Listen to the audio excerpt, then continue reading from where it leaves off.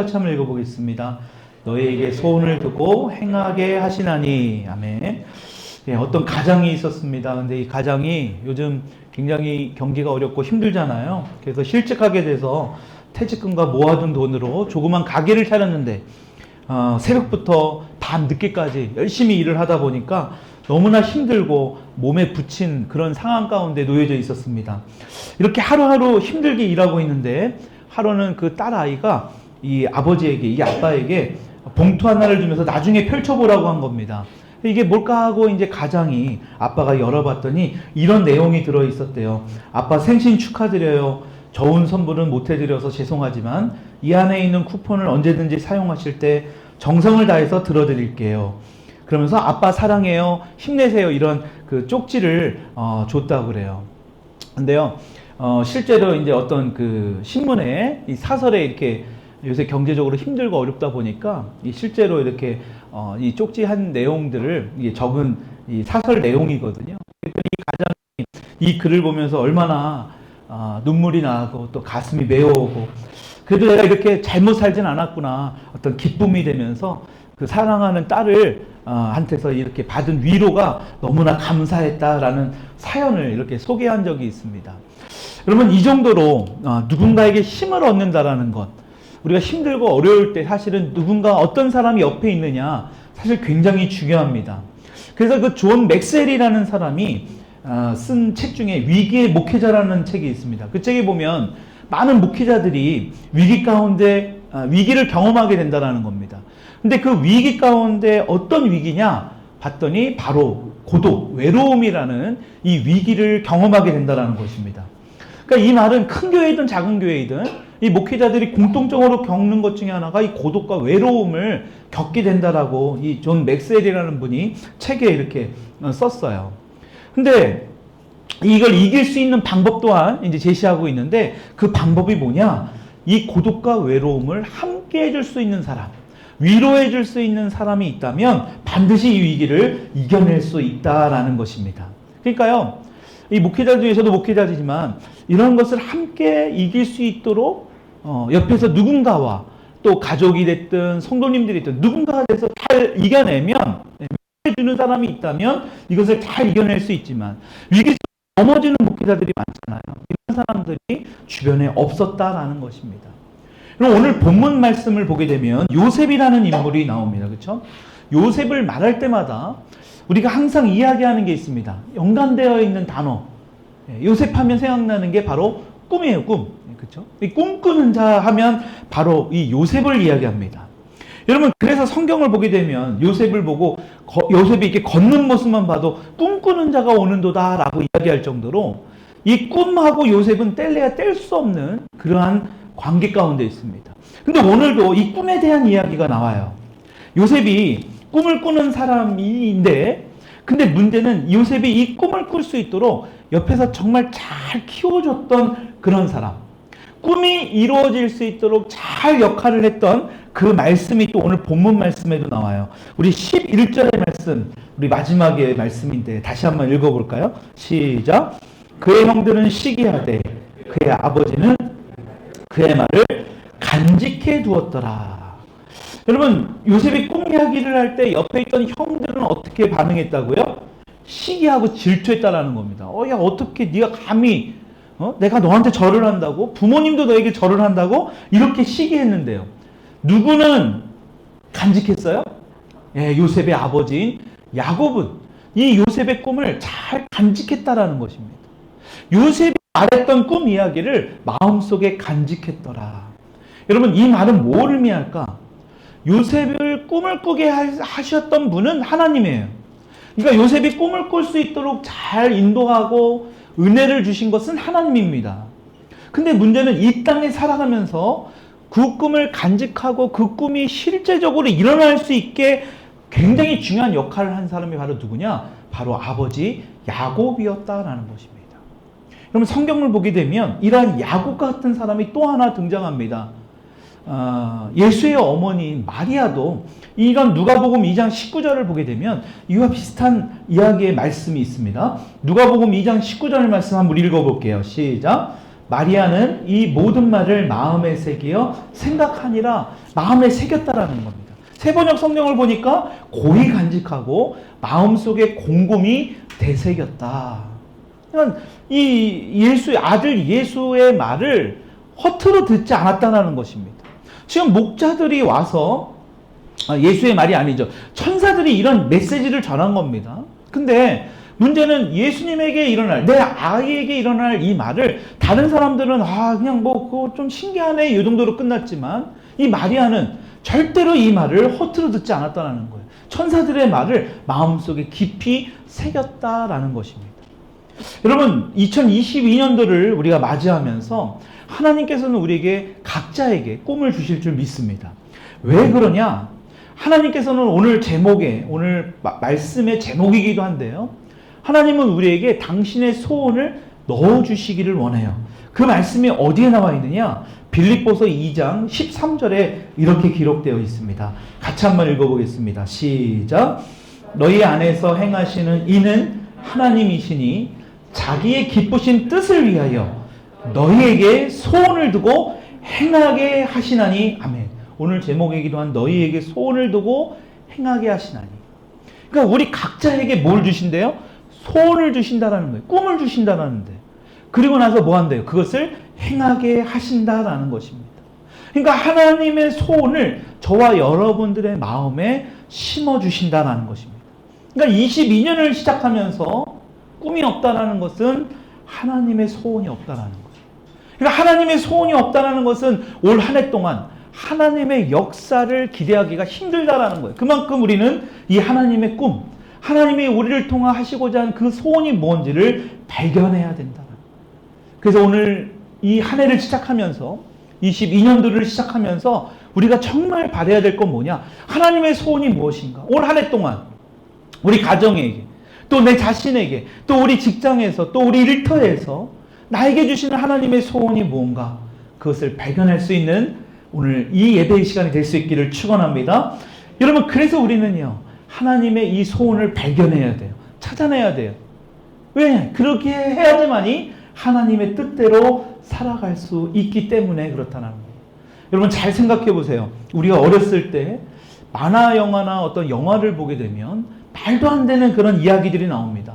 막 로봇가 등장하기도 하고요. 막 자동차에 막 이야기하면서 자동차와 이렇게 대화를 하면서, 그렇죠? 막 걸어다니면서 전화를 하는 그런 것들을 우리 아주 어렸을 때, 초등학교 때, 유치원 때 그런 영화나 이런 장면들을 봤을 거예요. 근데 그 당시에는 어떻게 이런 일이 일어날 수 있겠는가? 만화나 영화에서나 가능한 일이지. 우리 이렇게 생각했을 거라는 거예요. 근데 지금 보십시오. 실제로 만화와 영화 속에서 봐왔던 일들이 일어나고 있습니다. 진짜 일어나잖아요. 근데 누군가에게는 그냥 만화일 뿐이고 영화라고 끝냈을 그 현실이, 그 사건이 오늘날 현실로 이뤘다는 거예요. 어떻게 했을까요? 누군가에게는요, 그냥 만화 영화하고 꿈일 뿐이에요. 근데 어떤 사람에게는 그 장면을 보면서 실제로 일어날 것이라는 믿음을 갖고 계속해서 노력해 왔다라는 겁니다. 여러분, 그것이 오늘날 우리가 경험하고 있는 놀라운 일들의 연속이 된다라는 것입니다. 옛날에 있었던 일들이 실제로 일어났습니다. 여러분, 그래서 우리가 미래는 꿈꾸는 사람에 의해서 이루어진다라는 말이 있을 정도로 이 꿈은 우리에게 굉장히 중요합니다. 꿈을 꾸는 것. 어떤 꿈을 꾸느냐. 여러분, 우리가 꿈하면 또 이런 말씀 많이 들었을 겁니다. 잠언서 우리가 읽었지만 29장 18절 우리가 잠언 우리가 한번 다 일독했잖아요. 잠언서 29장 18절에 이렇게 말씀합니다. 같이 한번 읽어볼게요. 시작. 묵시가 없으면 백성이 방자에 행하거니와 율법을 지키는 자는 복이 있느니라. 묵시가 없으면이라는 말의 의미는 바로 계시예요. 그러니까 이건 비전이 없으면, 뭐 꿈이 없으면이라고 말할 수도 있는데 사실 엄밀히 따지면 묵시는 계시입니다. 그러니까 계시라는 말은 다시 말하면 뭐냐? 하나님의 말씀을 의미합니다. 하나님의 말씀이 없으면 방자히 행한다. 방자히 행한다라는 게 뭐예요? 무질서하게 행한다라는 겁니다. 내가 어떻게 해야 할 바를 모르는 거예요. 그러니까 뭐 하게 돼요? 마음대로 살아가게 되는 겁니다.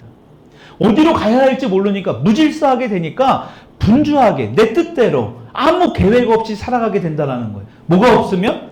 묵시가 없으면. 계시가 없으면 자기 마음대로 자기 뜻대로 살아갈 수밖에 없다. 그래서 묵시, 이 계시가 굉장히 중요해요. 우리 교회 표이기도 한 오직 성경, 오직 말씀, 이 말씀은 너무너무나 중요하다는 것입니다. 여러분, 그래서 하나님께서 말씀하시는 그 약속의 말씀이 무엇이냐, 우리에게 주시는 소원의 말씀이 무엇이냐, 우리는 그것을 알아야 할 필요가 있다라는 것입니다. 하나님께서 주신 꿈, 그 소원을 발견하면 뭐 하게 돼요? 그 꿈에 맞춰 목표를 정하게 됩니다. 그리고 그 목표에 맞춰서 뭐 하게 돼요? 말씀하신 대로 살아갈 수 있는 그 순종의 능력을 우리는 구할 수밖에 없어요. 왜냐? 하나님께서 분명히 말씀해 주셨기 때문에. 여러분, 그렇게 살게 되면 어떻게 될까요? 우리는 2022년도가 축복받은 삶으로 살 수밖에 없다는 겁니다. 여러분, 우리는 이 목표, 하나님이 우리에게 주시는 귀한 말씀, 소원, 이게 너무나 중요해요. 우리의 꿈이 있어야 되는 이유 중에 하나가 바로 그겁니다. 여러분, 100m 기록이 깨지는 이유 중에 하나가요, 열심히 노력하는 것도 있지만 또 하나는 뭐냐? 기록을 재기 때문에 그래요. 시간을 재기 때문에. 목표를 하는 겁니다. 내가 15초 안에, 내가 13초 안에, 내가 10초 안에 반드시 100m 안을 주파할 거야. 뛸 거야. 여러분, 이런 목표가 있기 때문에 그 기록들이 계속해서 깨져나간다는 것입니다. 여러분, 그래서 우리가 꿈을 갖는 것은 굉장히 중요해요. 저와 여러분들이 한 해 동안 어떻게 해야 될까? 이 한 해를 어떻게 살아가야 될까? 우리의 계획도 중요하지만 더 나아가서는 하나님이 우리를 통해서 하실 일들이 무엇인지를 발견하는 것이 너무나 중요하다는 거죠. 여러분, 그 꿈을 잃지 않은 사람이 성경 속에는 굉장히 많이 나옵니다. 여러분, 성경을 보게 되면 하나님께서 아무런 위대한 인물이 되기 전에, 사람들 앞에 부각되기 전에 하나님의 약속하신 인물들이 나와요. 여러분, 근데 그 약속의 말씀을 붙들고 살아가는 사람과 그 말씀을 잃어버리고 살아가는 사람들은 분명히 성경을 통해서 우리는 알 수 있다는 겁니다. 여러분, 하나님께서 약속의 말씀을 붙들고 살았던 인물들이 많이 나오지만 그 중에 나오는 인물 중에 하나가 내일도 이제 좀 살펴볼까 하는데요, 여호수아와 함께한 이 갈렙입니다. 여러분, 갈렙은요 85세가 되었어도 하나님이 주신 꿈을 잃지 않았다는 거예요.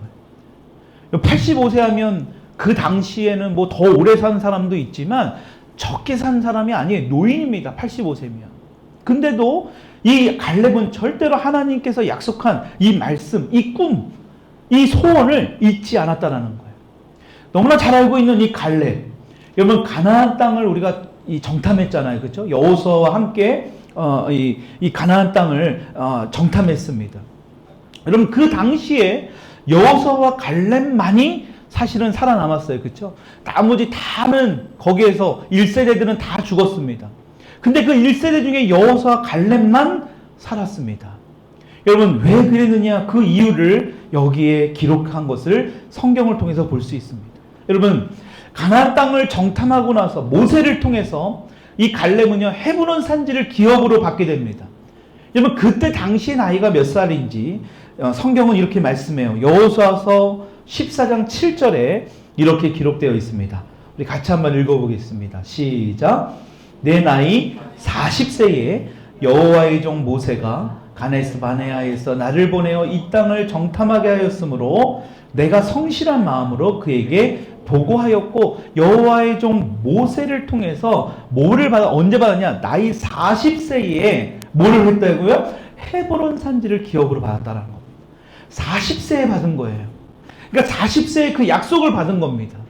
여러분, 그때부터 갈렙은요 이 모세를 통해 받은 그 하나님의 약속을 그냥 잃어버리지 않았어요. 갈렙에게는 그것이 꿈이 된 겁니다. 그것이 소원이 된 거예요. 그러면서 이렇게 갈렙이 고백합니다. 여호수아서 14장 10절에 이렇게 말씀해요. 같이 읽어볼게요. 시작. 이제 보소서, 여호와께서 이 말씀을 모세에게 이르신 때로부터 이스라엘이 광야에서 방황한 이 45년 동안을 여호와께서 말씀하신 대로 나를 생존하게 하셨나이다. 오늘 내가 85세를 정확하게 45년이 지난 85세에 이렇게 갈렙이 고백하고 있는 거예요.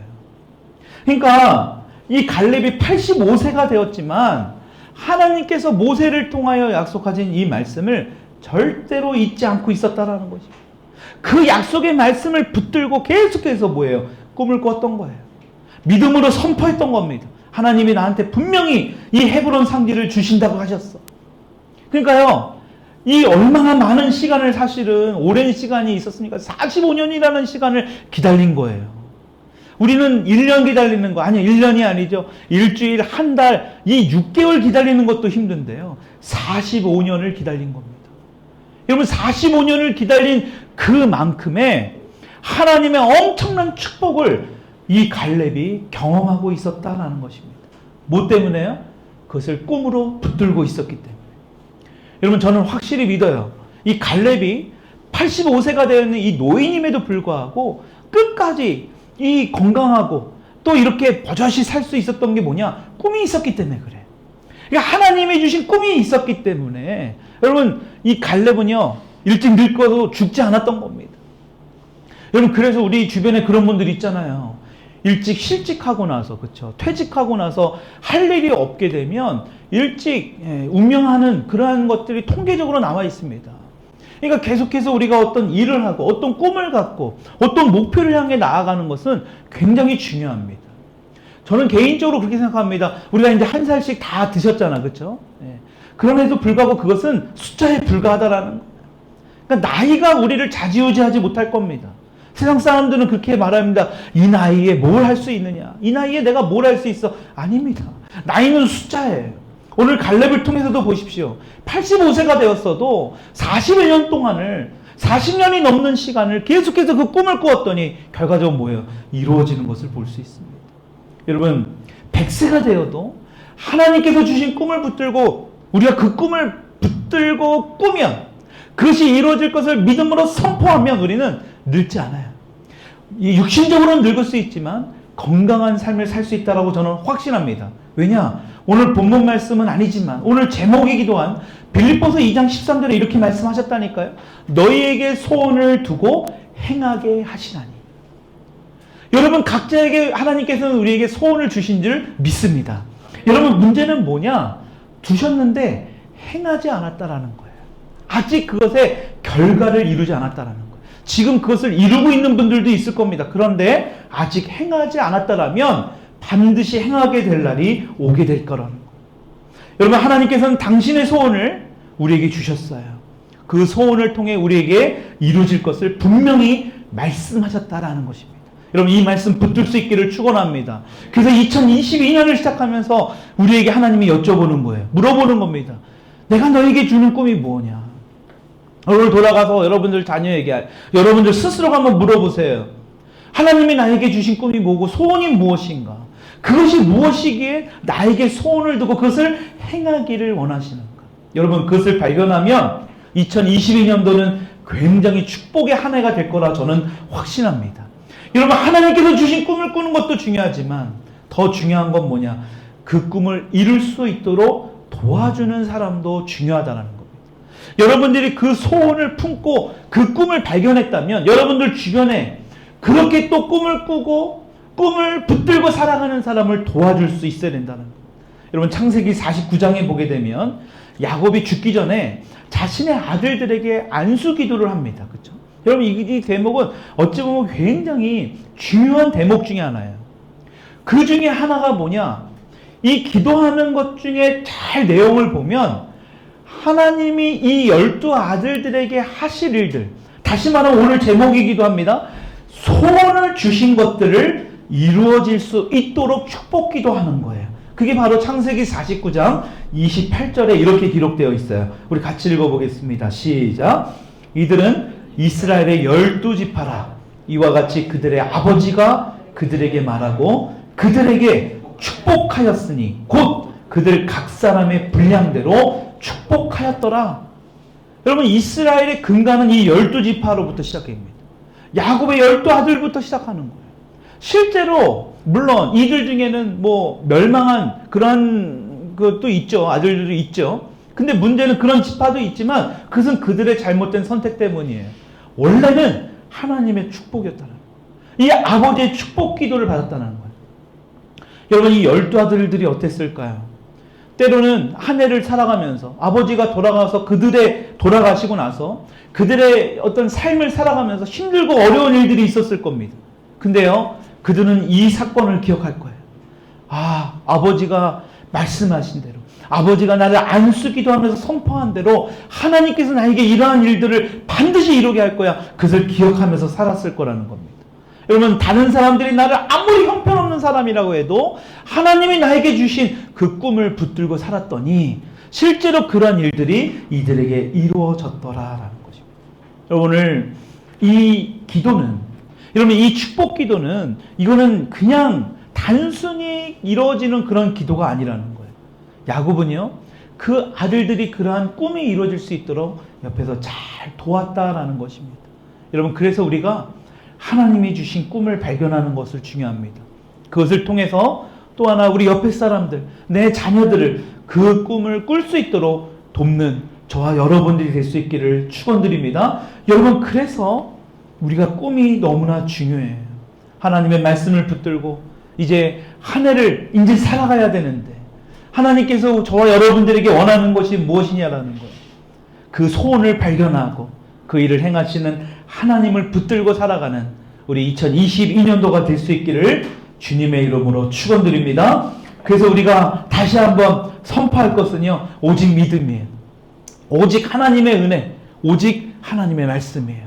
그 소원을 계속해서 발견해가면서 또 몰랐던 것들을 알아가면서, 아, 그렇구나, 이런 것이구나, 이런 것을 선포하면서 한 해도 우리가 승리하며 살아갈 수 있도록 우리가 기도하고 예배로 나아갈 수 있기를 축원합니다.